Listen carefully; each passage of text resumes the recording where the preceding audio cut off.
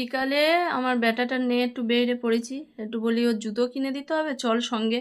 ওর একদম যাবার ইচ্ছে নেই, বলে মা ঝড় জল উঠবে, আজকের ওয়েদার খারাপ, ভালো হবে না, আমি যাবো নি। আমি বলি হ্যাঁ তুই মার থেকে এখন একটু ফোনের বেশি ভালোবেসে ফেলেছি, বুঝতে পেরেছি।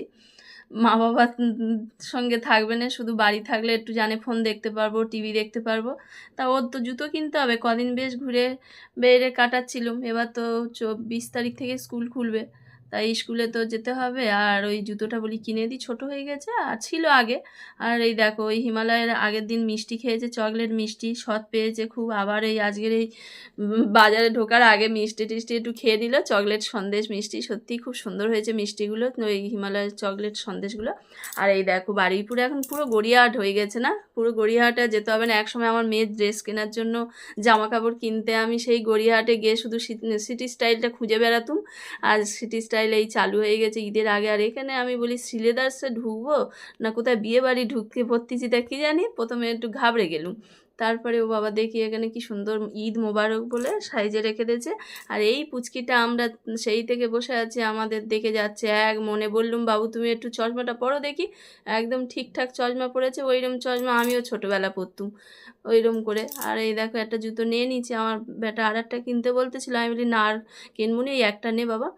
তা নিয়েই চলে যাচ্ছি স্টেশনে, আর দুজন বন্ধু আসবে। এই দেখো অর্পিতা চলে এসেছিলো, অর্পিতা আর আমি এখন এতে ঢুকেছি একটু ওই রূপকথা, বারুইপুরে এই বন্ধন হোশিয়ারি আছে না, ওর পাশেই রূপকথা, এখানে খুব সুন্দর সুন্দর রূপোর জিনিস পাওয়া যায়।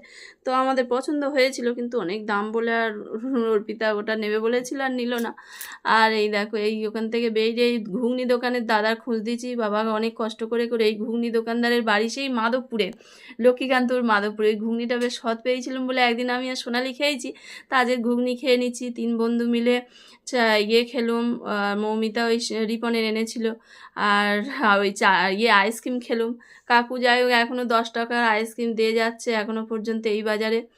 আর তারপরে আমার ওর বাবা নেমেছে স্টেশনে, আমার মেয়ে আর বেটা চলে এসেছে। মেয়ে তো জিমে গেছিলো, আর বেটার ও ভয় পাচ্ছিলো বলে ওর পেটে দিচ্ছি, দিয়ে আমরা 3জনে আবার ওই আইসক্রিম টাইসক্রিম একটু খেয়ে নিলাম। এর আমার মনে হয় খুব খিদে পেয়ে যায়, দেখো এসে আবার বাটিখানে এই সিমাই করে রেখে গেছিলাম, নিয়ে এখন গপ গপ করে খেয়ে নিলাম। কী সুন্দর হয়েছে, লুনা পুরকাইত লিখেছো, ভালো হয়েছে গো, 2 সন্তান, 1 ছেলে 1 মেয়ে, কত ভাগ্যবান বলো, সাহস করে নিয়ে ভালো হয়েছে। আমি ওই একই ভয়ে দ্বিতীয় বাচ্চা নিইনি।